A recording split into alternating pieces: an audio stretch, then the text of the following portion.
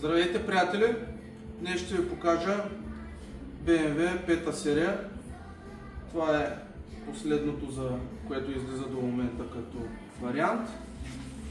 Автомобилът пристига при мен за поставяне на шумоизолация във вратите, както и на тапета за подобряване на звука на музиката и изолиране на шума отвън. Тапета вече е свален, просто искам да ви покажа къде се намират болтовете, как се сваля тапета. За да се извади тази кора също ще ви кажа какво трябва да се направи, но нека първо да започнем от тапета. Така да го кажем, интериорният тапет. Има два болта и един е под бутоните. Има си едно гумено киче, което се издърпва.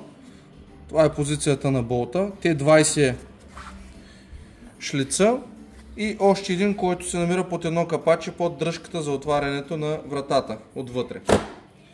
Махаме капачетата, двете развиваме те 20-ките и започваме леко отдолу. Щипките са изключително грамотни вече.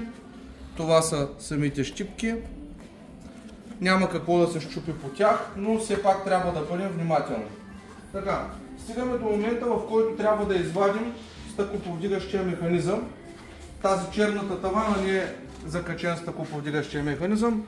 Първо трябва да развиеме, това е пак вид говорител, развива се, разминаваме ги всичките те 30, тук развиваме и излиза тавата. Но, за да извадим тавата, първо трябва да демонтираме стъклото, да го извадим от външната страна, понеже няма разпробити технологични отвори, за да можем да избутаме водачите. Какво правим?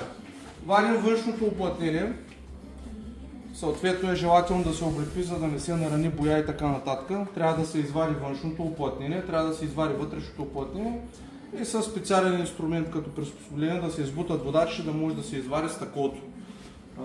За да може, след като извадим стъклото, да освободим стъклоповдигащия механизъм. И така. BMW 5-та серия 2024 година. Успех!